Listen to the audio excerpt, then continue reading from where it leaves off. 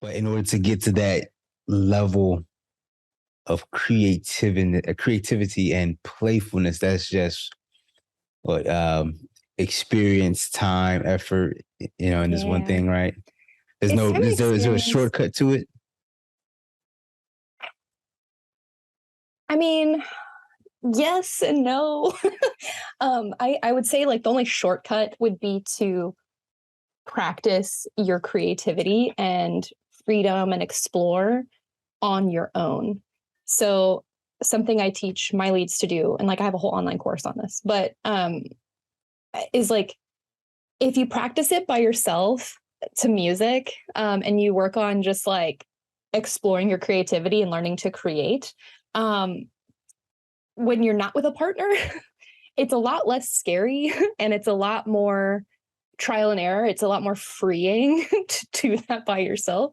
Then when you get with a partner, whether you're practicing or on the social dance floor, you've already practiced that, right? Like you've already felt what it's like in your body. You've built up that tolerance to the mistakes, and like you're willing to try things and like maybe look dumb because you've already done it before. I think it's a lot to ask of yourself, um, especially early on, to be like, I'm going to be with a partner in a social setting on a dance floor in front of all my friends and a bunch of strangers, and then you're going to explore. Like, that's a lot. That is intimidating. So like, yes, I would say that that's like a shortcut, but it still takes doing it consistently over time.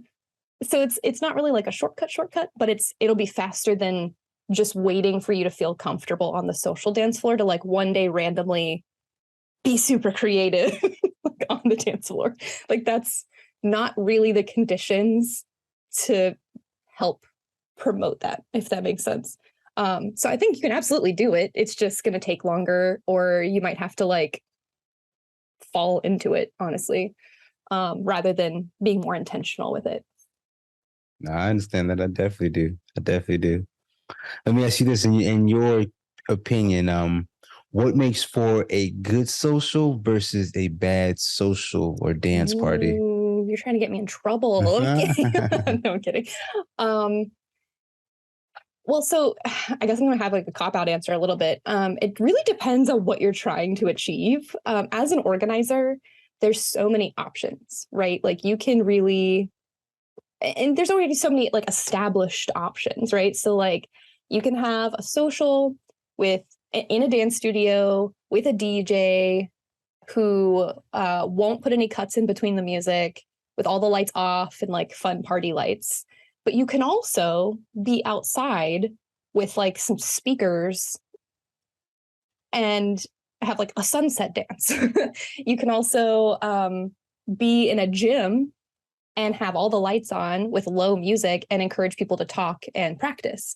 So like so many options, right? And I've seen even some more experimental ones, like Zouk in the Dark was a thing several years ago. I don't even know if it's still happening, but basically they would like start with like an intentional like consent and this is what we're doing and we're all like consciously going into this, and then they turned off the lights and people danced. And I never experienced it, so I don't know exactly what it looked like, but I know the lights were very low or off.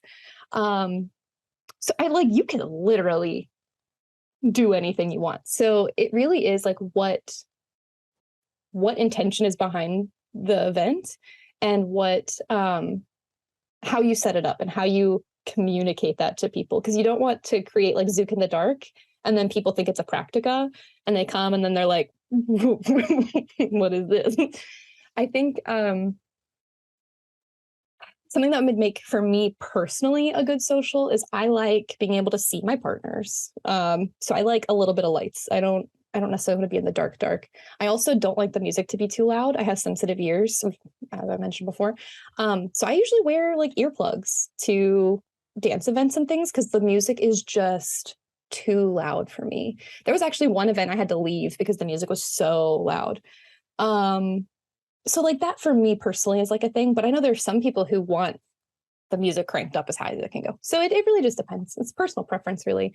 I also feel like having water available is like key for me now at this point. I'm just like, can we at least have water? Like, that would be great. And snacks. I've been to several socials now in other dance forms like West Coast swing where they have snacks. And I'm like, why are we doing this? Why do we not have snacks? What? So yeah, I don't know. Those are just some of my preferences, but yeah. I understand. I definitely understand that. The snack sounds like a great idea. A great idea. Yeah. Let me ask you this real quick. So, you trained in multiple styles. Mm-hmm. Can you put into words? I would assume that Brazilian Zouk is your favorite dance style. Can you put into words? What draws you to it, and what connects you to? What makes it your favorite thing to dance? Why? Why do you Mm-hmm. like it so much? Yeah. Hmm. I think I feel the most free in Zouk. And I think that for me, that's really important. Like, I like ballroom, and I'm a recovering perfectionist, but I have a lot of perfectionism tendencies. And so I like to be told I'm doing it right. I like to be 100% right. And in ballroom, you can like achieve that more easily because there is like a very set curriculum and like, things like that. Like, you can like a quarter of a turn here and, that kind of thing. So I really enjoyed that. But it really, in my opinion, like, in my experience, it really limited me too, because it was so like, oh, I have to do this exactly right, which was fun in its own way, but I couldn't explore. Like, you couldn't make up a new waltz pattern and people be like, yeah. People were like, what are you doing? That's not part of the syllabus. Like, you can't use that in competition. Like, what do you like, why? And I'm sure there's communities where maybe that's more acceptable, but not the ones that I was in. And so for me, even with bachata, which can be very, very open to adding all sorts of fun things, I found that Zouk, in my exploration of it, has allowed within the dance, within the techniques of Zouk, so much more creativity and so much more freedom. Like, you can really, I earlier on in my dance career, I haven't heard anyone say this recently, but like, Zouk is like the modern dance of partner dances, where like you can be standing face to face and be like doing snakes together and people are just like, yeah. You can be doing crazy head motion and traveling across the floor and people are like, yeah. And you can stand there and be doing hip isolations and not moving your feet and people are like, yeah. And it's like, wow, that's quite the range. Like, you can just kind of, now there's limitations, obviously, just from like technique perspective and things like that. There are things that people consider Zouk technique and things like that, but there's just so much to explore. Like, you can just, I mean, you have off axis, you have like so many things you can do just on axis, and then you add the off axis and it just like opens up so much more. I've seen people dance Zouk and end up on the floor.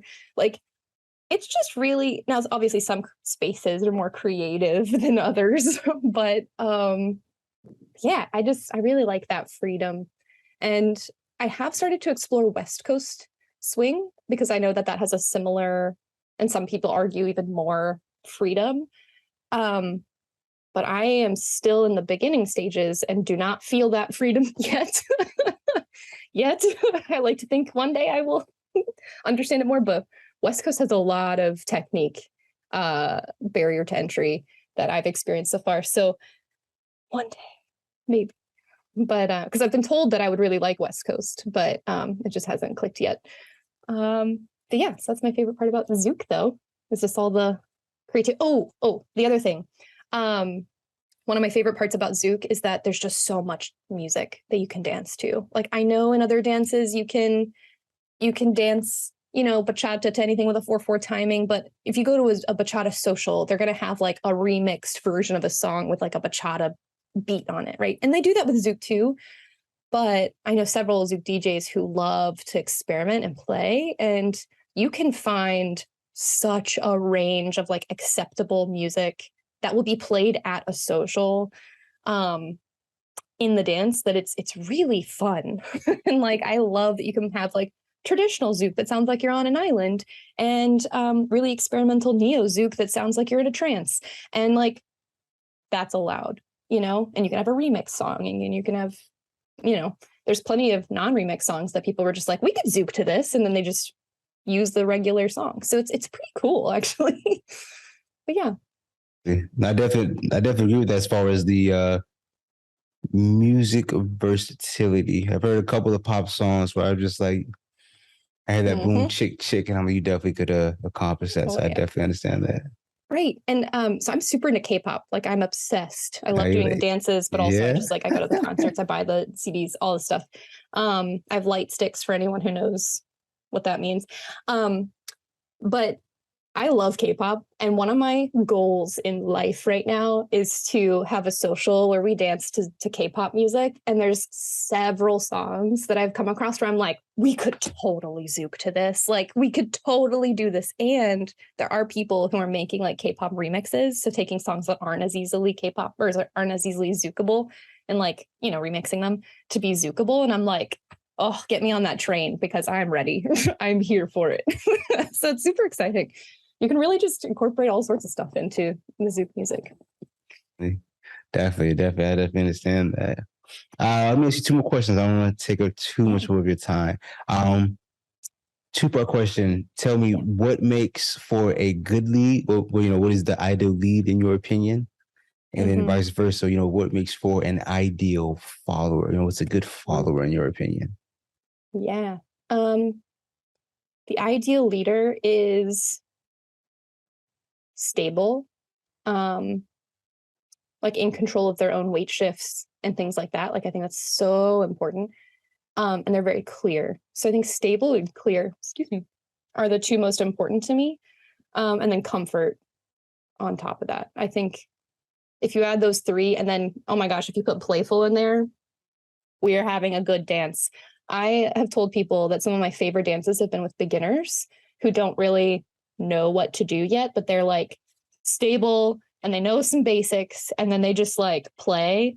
And we just have the most goofy, funny dances. I just have a blast. So I think a lot of people are like, oh, I need 20 moves and be able to do a different move for every 8 count of a song, or else I'm not going to be fun. And I'm like, no. I mean, you can if that's comfortable and you want to do that, totally fine. But yeah, as long as you're like stable, clear, comfortable, and playful, or musical, maybe you could like swap out playful for musical. Those are like the top for me. For a follow, being responsive.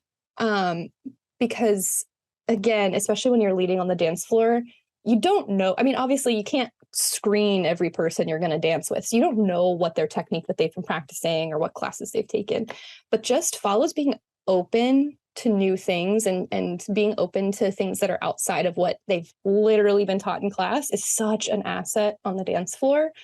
Because we can get into some funky things, even if they respond differently than I was expecting. As long as they respond naturally, I can usually work with it and we can create new things, which is like so much fun. So being super responsive, but also kind of on that same vein as the lead, being stable, like in charge of their own weight. I can't tell you how many times I've like tried to do a move, and this isn't blaming them, but like they get off balance, and then we have to like be like, whoa, whoa, okay, and then we restart. And that could be from a myriad of things, but when it happens, it can be very like off, like throw off my flow as the lead, and I'm like, oh gosh, and then I get nervous because I want to make sure they're okay. So being very, again, stable. And also follows can be comfortable too. Like I think we really harp on leads for being comfortable, but like follow, there's a lot of things follows that can do to be comfortable and responsive and also musical and playful. I got feedback several years ago on a private lesson as a follow, like I was the follow. And they were like, well, you technically followed very well. They're like, you followed everything I threw at you, but I was very bored. And I was like, oh, and they're like, yeah, I just wasn't inspired by you at all. Like I could really use more creativity from you. And I was like, oh. And now that I'm a lead, because at the time I wasn't really leading, like I knew how to lead, but it wasn't something I did all the time. Now I understand when I dance with follows and they just give me nothing. And I'm like, oh God, I have to do like I have to do everything. Like I'm gonna have to make this. It's just a lot of pressure on me. I feel nervous when that happens because I'm like, are you enjoying this? Like, So, are you enjoying the music? I'm sorry. Do you mean just like a blank facial expression, like no emotions, or No, even just, I mean, yes, that is part of it. Although, I mean, some people are thinking and like they get thinking face, and I totally get that. But even just like putting emphasis on things, like there's so much follows can do. I know when we talk about styling, a lot of times we talk about the arms, which is totally fine. But there's like things to play with in the body. Like if we're in open, if we're in abertura, like I have so many options that I can play with the lead that I'm given. So if someone says like switch weight, I can add a little hip flare into that. And as long as it doesn't affect my lead, which it shouldn't, why not? Right. And when I'm leading and I can see that, it makes me so excited. And I'm like, ooh, maybe we'll do some more hip stuff. Or like, ooh, like maybe I'll put us into open again and see what else happens. Or, there's like, again, that book club analogy. It's like the other person talking about the book. And you're like, yeah, now we can have a discussion. Whereas like, I don't want to lecture someone about the book and they just sit there. You know what I mean? I want to know that they're enjoying it. I want to know that they're, or not even enjoying it, but just that they're responding to it as well, if that makes sense. no? It definitely does. An analogy I often hear is that social dancing is a conversation. Yeah. It's its own language between two people. So, if you have one person, or if you're talking to a brick wall, I can understand that. Yeah. Mm. And it's something that's hard for follows. I mean, following is just as much of a skill as leading is. And learning how to add your own flair is a process. Like that's just something that you learn over time, kind of like all the other things we've talked about with like leading too. Um, Learning how to suggest moves is hard and is a whole skill in and of itself. So I mean, some of this is just as much of a journey, or all of this is just as much of a journey for follows as it is for leads. I think we focus on how hard it is for leads at the beginning because there is so much, especially in Zouk, for leads to do. But even just like any dance, there's a lot for leads to focus on day one. And so sometimes follows get like not pushed to the side, but like kind of forgotten a little bit. But it is a skill and it's got a lot of skills packed in. So yeah. So something I often hear is that in the beginning, initially, leads have the tougher time, but then as they progress, as both parties progress, Mm-hmm. in the later stages, it becomes more difficult for follows. I don't know if that's true or not. Yeah, I don't follow, especially I not at think a high so. level. Okay. It's been my experience. I mean, I think I actually posted a graph like this on my Instagram like years ago. I should go find that. But basically, it was like when a lead starts, there's like this huge uphill battle of like all of these skills and like paying attention to the being able to move yourself, paying attention to the follow, being clear to communicate with them, the music. Like there's just a lot. And follows kind of like go pretty quick, but leads are like, ooh, like chinking up, that first year of dance.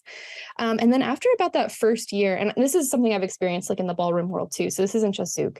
After that first year, follows tend to have a harder time, not harder, but like all the details. So like what I was saying for becoming a more advanced dancer, um, there's just so much detail and so much gray area and creativity. So once a follow knows how to react and like is good at weight shifts and things like that, then they have to learn how to be creative and they have to learn how to suggest things. They have to learn how to style and not hit somebody on the dance floor and, how to not throw off your lead. And all of those skills. Whereas leads, once they kind of get the gist, they tend to have a little bit of a faster trajectory after that because it's like, I see how this works, or oh, I see how momentum works. So if I do it this way, maybe I could do it this way. And like, it's still a process. It still takes time, but I do feel like there is a little bit of an inverse situation there in that first year where follows tend to just like pick it up and leads have a much harder time. And it kind of evens out, I would say, honestly, once you get to more advanced, not like, oh, now leads have it so much easier than follows, but follows are kind of catching up to the learning curve of the leads, and the leads, it's a little bit easier than it was the beginning. because the other thing too is when you teach first lessons or the first 10 lessons for somebody, right? Not like on a private lesson situation, most of the time the follow, like half of what you're doing is managing the follow, because the follow is like, can you just get it? Or no, that felt wrong. Like you did it wrong. And it's like, whoa. Like, let's focus on this thing for you. And then for the leads, it's like, okay, you're going to get this. I promise. Like, it's going to take a minute, but we're going to get this. And like, sometimes, not all the time. Sometimes follows have a hard time at the beginning, but most of the time it's like follows, let's take a breath. Leads, we're going to get there. Let's do it 100 more times, So it can be tricky with couples, like specifically like couples in a relationship, because oftentimes the follow is much more willing to be vocal about their criticism. And then you have to be like, let's pause on that, and be gentle on our leads who are trying to literally learn everything at the same time. But yeah, I definitely understand that.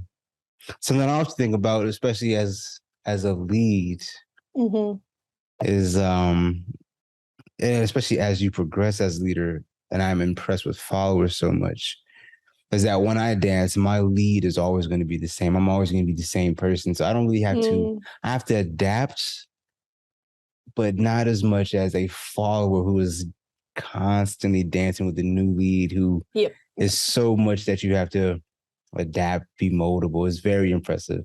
And then as well, to give up control. I've followed a couple of times, and giving up control. Oh my goodness. Oh yeah, it's an experience. It is.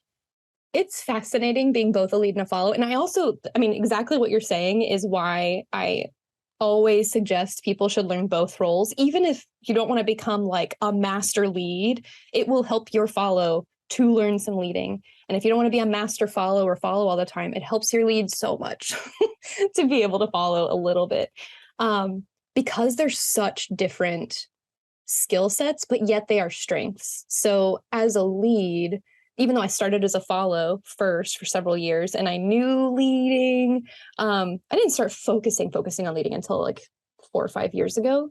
So it helped my leading so much because I was adaptable as a follow. I was able to adapt to my follows that were dancing with me as a lead more so than if I had just picked up leading and had no follow experience, right? So they're very complementary skills, and you use the skills that become strengths in the other role as well, which is fascinating to me. I love getting into like the nitty gritty of technique and stuff and being like, wow, but they really help each other, but they are very different experiences. Like I'll go to socials and I'll be like, I just want to follow for this one. I don't want to be in control. I don't want to make decisions. I'm not feeling it. I'm tired. I just want to follow. I want to give up control and just be free and react and like have a good time. And then other times I'm like, I am feeling so inspired. I want to lead. I want to be making decisions. I want to hit the stuff that I want to hit in the music. And they're very different experiences at socials because it's great. I feel like it really opens up the possibilities of what you can experience, which is nice. Definitely, I definitely understand that. Real quick, last question I want to ask you. Can you give me one tip, one piece of advice that can make anyone a better dancer immediately? Focus on your feet. Sounds so weird, but our feet are literally our connection to the floor, and almost everything in dance is about opposition, right? And so to go up, we have to put pressure down, right? So to move, we're using the floor. And people who have really good control of their feet and understand their feet, I know this sounds so funky, especially toes, knowing how to activate your toes and things, is like so helpful in dancing. And it's not something that like, you're not going to go to a group class and they're probably not going to focus that much on the feet. But in other dances they do, like ballet and modern dance and things like that, the feet are like, you could spend a whole class on them. They're very articulate. There's lots of bones. They connect to literally everything in our body. And They're where our stability comes from. They're where our connection to the floor comes from. They're where our power comes from. So like, yeah, you can do different exercises to learn how to like articulate them better, which will help with your weight shifts. It makes you a smoother dancer. Learning how to engage your toes helps with stability because it activates different muscles in your legs and your ankles, which keep you more stable. But also you can save yourself if you do like wobble or your follow wobbles or your lead wobbles. Being able to activate those muscles really helps you stay more grounded, especially with like head motion and things. Half the battle with head motion is staying balanced. Feet. I'm telling you, it's the secret. The best kept secret in dance is your feet. Okay, that's awesome. I definitely understand that. I definitely understand it. At this point, I want to thank you so much, Ms. Mariposa, for taking time actually to talk to me. Well, thank you so much for having me. This was great. Awesome, I had so much fun. Hey, I'm glad you enjoyed it. I enjoyed it myself. I can really tell how passionate you are and how much you truly love Brazilian Zouk. So I thoroughly enjoyed this as well. Thanks. Of course. I just love it. Yeah. So I guess, real quick, tell me, do you have any upcoming events, anything you want to plug, anything you want to share? Yeah. So I have an online course called Fearless Lead. I'm just about to launch 3.0. So this is the third iteration. So it's got all of the goodness from before, but like with student feedback and things like that. And I also have a free workshop for Zouk leads, which you can find on my website or linked on my YouTube channel or things like that. So if you're not looking for like, a super big course right now, but you just want some of my tips and things for leads that are helpful, you can take the free course. And that's my plug. Tell me real quick, how can people get in contact with you? How can they reach out to you? Yeah. So easy way is to go to my website, which is www.mariposadancellc.com. And there's a contact me form and it'll send an email to me. But you can also just DM me on Instagram. I'm not on Facebook very much. I have a Facebook page and I do try to check it occasionally, but it is not a good way to contact me. And I apologize to anyone who messages me on Facebook. I'm so sorry. So Instagram, I'm on there much more. And then also emailing me through the contact form. I will make sure I put all of your contact information in the details. I got you. Yeah, of course. I appreciate that. Of course. So real quick, before we close this episode out of the To the Feet podcast, is there any last words, anything you want to share before we wrap this up? Be gentle with yourself. Life is a journey and there's going to be ups and downs. So just be gentle with yourself. Great way to wrap it up. Like I said earlier, I want to thank you so much, Ms. Porter. Thank you so much. Thank you. Hey. Yeah, I guess this will do it for this episode of the To the Feet podcast. Enjoy the rest of your day, all right? Bye, guys. All right, take it easy. Ciao.